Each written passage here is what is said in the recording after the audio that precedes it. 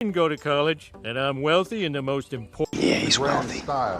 Welcome to this wealth building video, where I'll be sharing with you the 8 key principles by Douglas Kruger that can help you achieve financial abundance and freedom.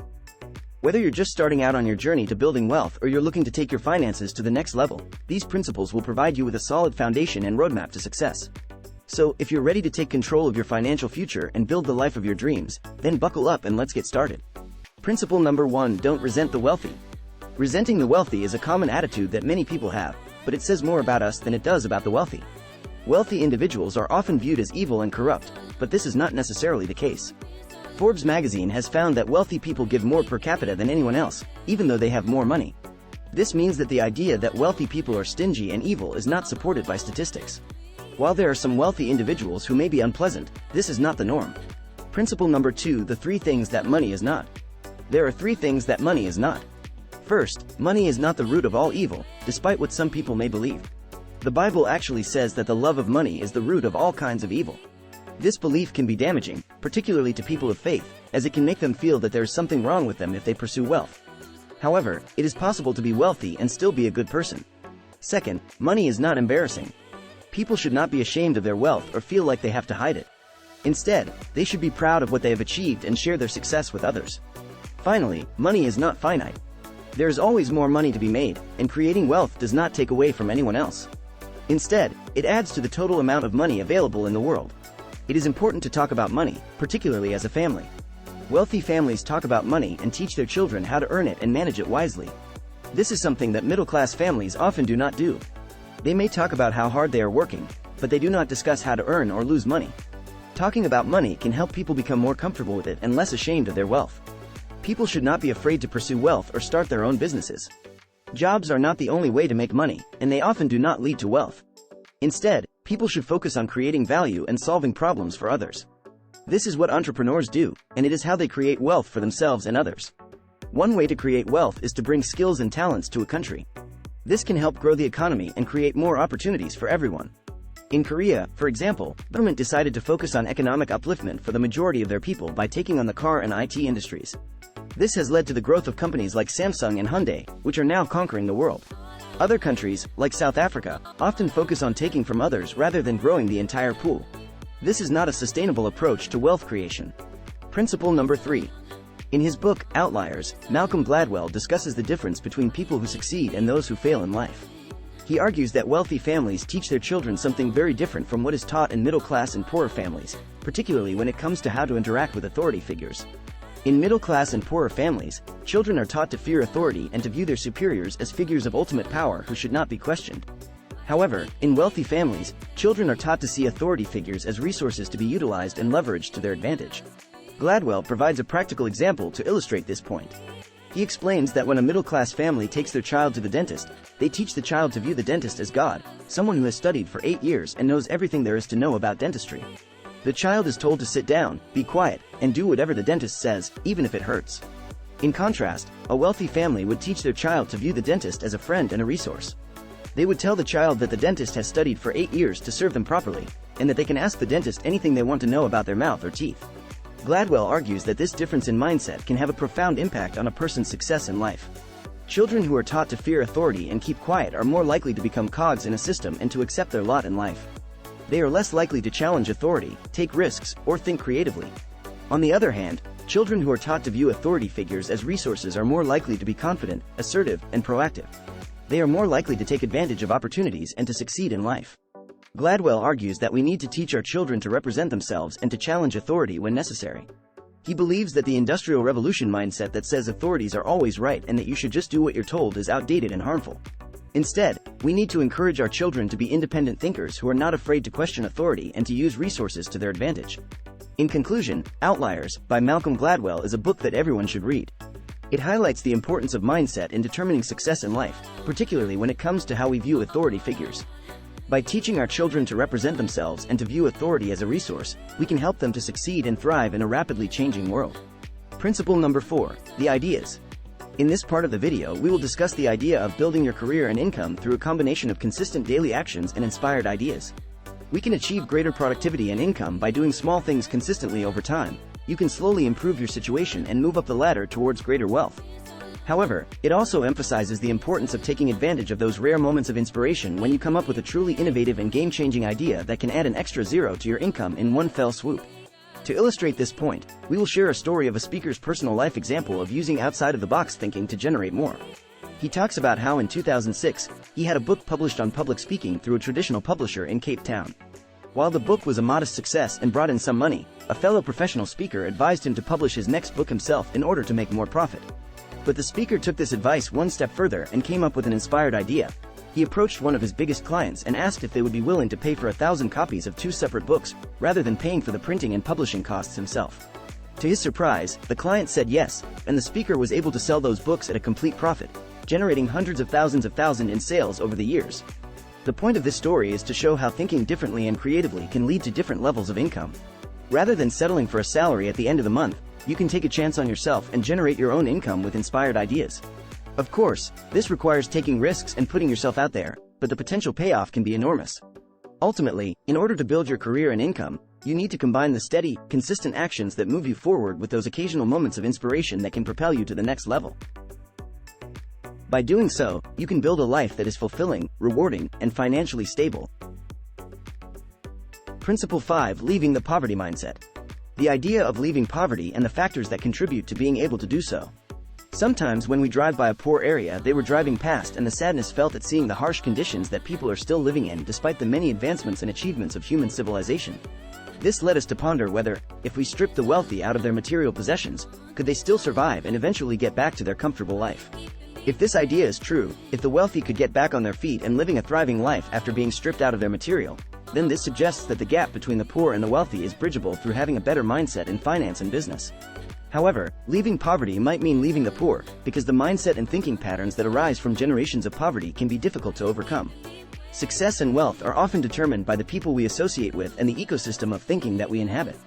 They assert that we are likely to be as wealthy and successful as the 5 people closest to us, as we all affect each other's level of aspiration and thinking about work and wealth.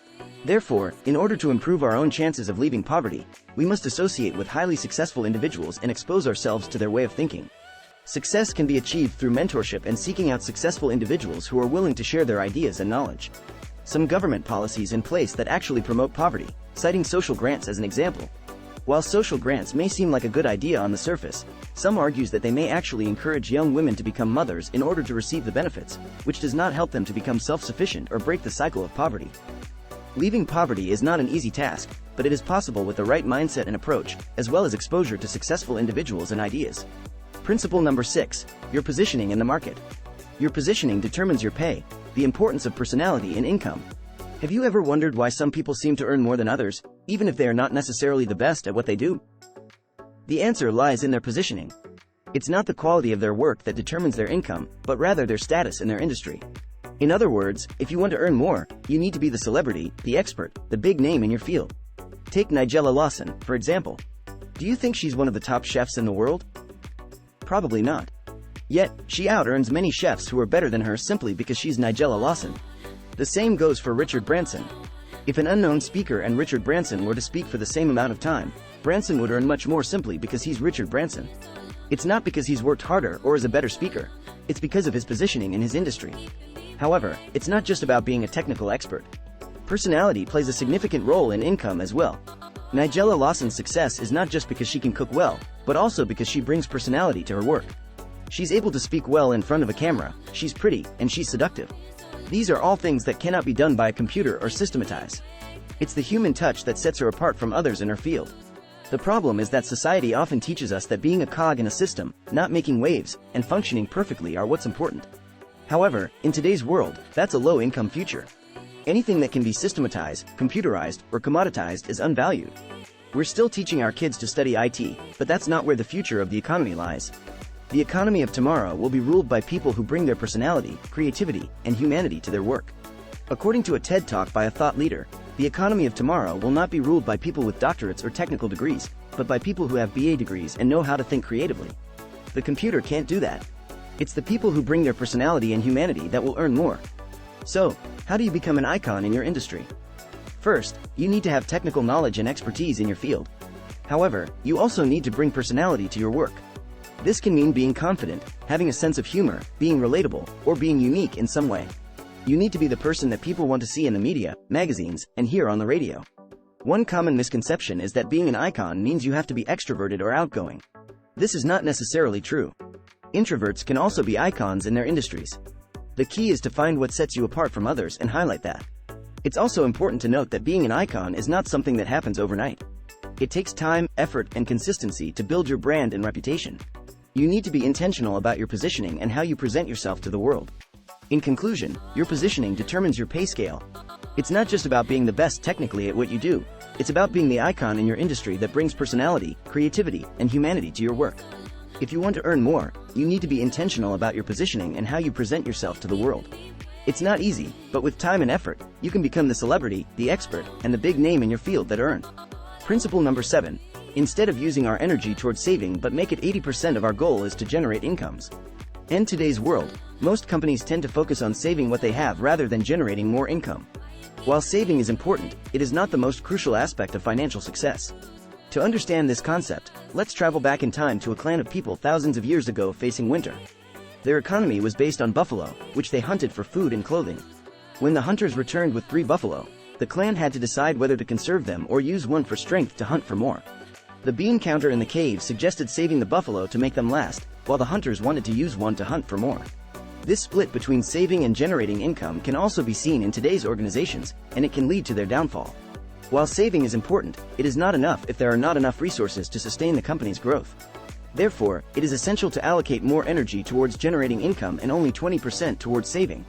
Middle-class thinking often promotes the idea that saving is the most important thing to do. However, if you are not going to live for 150 years, then the focus should be on generating more income. As individuals, we can apply this concept to our personal finances. Instead of only focusing on cutting expenses, we should also focus on increasing our income through investments, side hustles, or career advancements. In conclusion, the key to financial success is not just saving but generating more income. As individuals, we need to reverse our focus from saving to earning more. By doing so, we can create a sustainable and thriving financial future. Principle number 8. Risky is the new safe and embrace failures.